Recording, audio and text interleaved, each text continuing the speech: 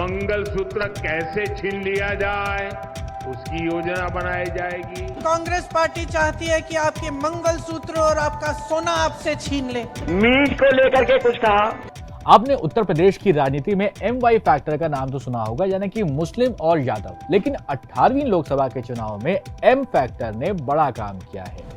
काम कहें ना कहें, लेकिन M फैक्टर ने नाम तो बहुत किया है। M फैक्टर यानी मुस्लिम, मछली, मटन, मंगलसूत्र, मुगल से लेकर मेडिटेशन तक सबकी खूब चर्चा हुई है और अब नतीजे भी सामने हैं। किसी भी पार्टी को क्लियर मेजॉरिटी नहीं मिली है, लेकिन एनडीए को मेजॉरिटी मिल गई है 291 सीटों के साथ। यानी बीजेपी को अब सभी दलों के साथ मिलकर सरकार बनानी पड़ेगी। इंडिया ब्लॉक को 234 सीटें मिली हैं। वैसे जोड़ तोड़ का हिसाब हर कोई लगाने की कोशिश कर रहा है। इस चुनाव में ये M फैक्टर काफी चर्चा में रहा है। इससे किसी को चोट लगी है, किसी को फायदा हुआ है, किस पार्टी के साथ क्या कुछ हुआ है, समझने की कोशिश करते हैं। मेरा नाम है सैयद सोबान, आप देख रहे हैं स्विच। बीजेपी जो 2019 में सिर्फ अपने दम पर 303 सीटों के आंकड़े के साथ पहुंची थी संसद में, वो 2024 में 240 के आंकड़े पर ही सिमट गई है। 272 के मेजॉरिटी मार्क से बीजेपी काफी पीछे रह गई है। हालांकि एनडीए बहुमत के आंकड़े को पार कर चुका है, यानी एनडीए सरकार तो बना ही रही है।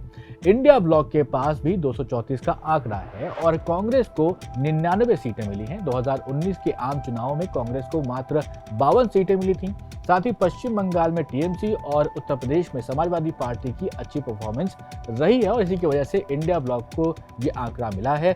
75 दिनों के कैंपेन में सभी दलों ने खूब पसीना बहाया, एक दूसरे पर खूब सारे वार किए और यही नहीं, यहाँ पर कई सारे जो कमेंट्स थे वो एक दूसरे के ऊपर किए गए।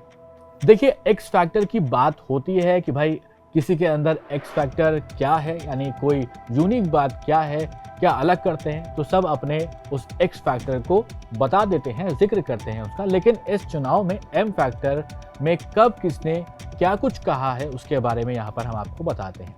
लोकसभा चुनाव के बीच नॉनवेज का जो मुद्दा था उस पर काफी विवाद हुआ था। मटन, मछली, इस पर विवाद हुआ तो सभी का ध्यान इसने अपनी तरफ खींचा था। राहुल गांधी एक वीडियो में मटन बनाते हुए दिखे थे तो तेजस्वी यादव जो थे वो मछली खाते हुए दिखे थे। वैसे कौन क्या खाता है इस पर किसी को सवाल तो नहीं खड़ा करना चाहिए, लेकिन इस मुद्दे को राजनीति के लिए इस्तेमाल करते हुए काफ़ी चर्चा इसकी शुरू हुई थी।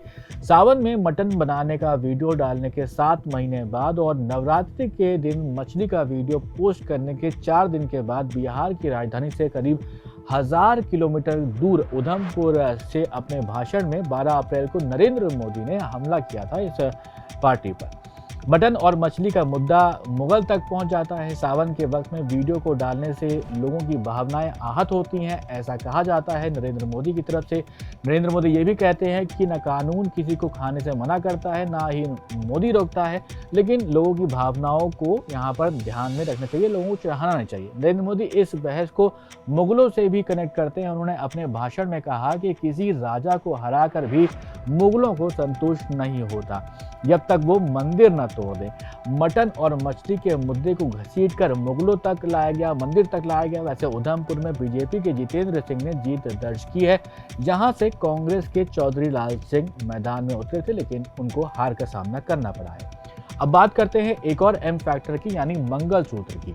पूरे चुनाव के दौरान ये भी एक मुद्दा बना रहा।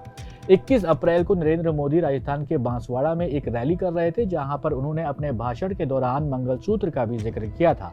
नरेंद्र मोदी ने कहा था कि अगर कांग्रेस सरकार बन जाती है तो हर एक के घर का सर्वे किया जाएगा, इसमें देखा जाएगा कि हमारी बहनों के पास कितना सोना है, मंगलसूत्र कितने हैं, उसकी जांच की जाएगी, आपकी मेहनत की कमाई घुसपैठियों को दे दी जाएगी। यहाँ उस वक्त नरेंद्र मोदी ने कहा था कि ये सब कांग्रेस के मैनिफेस्टो में लिखा हुआ है।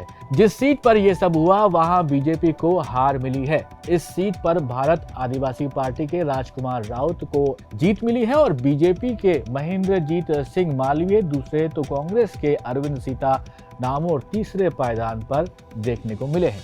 इसके अलावा मुस्लिम फैक्टर भी इन चुनाव में काफी चर्चा में रहा है। चुनाव के तीसरे फेज में आरजेडी के प्रमुख लालू प्रसाद यादव ने मुसलमानों को रिजर्वेशन देने के विचार का समर्थन किया था। राष्ट्रवादी कांग्रेस पार्टी यानी कि एनसीपी के संस्थापक शरद पवार ने दावा किया कि उन्होंने करीब 20 साल पहले महाराष्ट्र के मुसलमानों को आरक्षण दिया था। वहीं सपा के धर्मेंद्र यादव ने भी कहा कि मुसलमानों को अगर आरक्षण दे दिया जाता है तो इसमें कोई बुराई नहीं है। यही नहीं, इस विवाद का तूफान बंगाल में भी चल रहा था। चुनाव के बीच ही कलकत्ता उच्च न्यायालय ने 2010 से 2024 के बीच में वेस्ट बंगाल सरकार के द्वारा दिए गए ओबीसी सर्टिफिकेट को रद्द करने का फैसला सुनाया था। तब ममता बनर्जी ने सुप्रीम कोर्ट में फैसले को चुनौती देने की बात कही थी। ममता बनर्जी ने यह भी कहा था कि पिछड़ी मुस्लिम जातियों के लिए आरक्षण जारी रखा जाएगा। बीजेपी ने इस मुस्लिम आरक्षण को चुनावी मुद्दा बना लिया था। नरेंद्र मोदी और यूपी के मुख्यमंत्री योगी आदित्यनाथ ने अपनी रैलियों के दौरान विपक्ष पर आरोप लगाया कि कांग्रेस देश में शरीयत लागू करना चाहती है।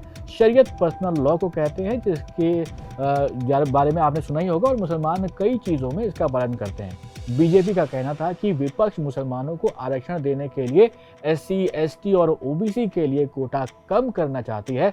यहाँ तक अमित शाह ने आरोप लगाया था कि मुस्लिम आरक्षण कांग्रेस और जो ईडी गठबंधन जिसे ये कहते हैं उन दलों के एजेंडे में सबसे ऊपर है।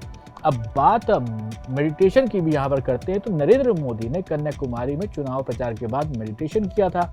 इस पर विपक्ष ने हंगामा किया कि वो आचार संहिता का उल्लंघन कर रहे हैं, लेकिन मेडिटेशन भी हुआ और अब खैर चुनाव में इन कुछ अहम फैक्टर्स ने काफ़ी अहम रोल अपनाया है।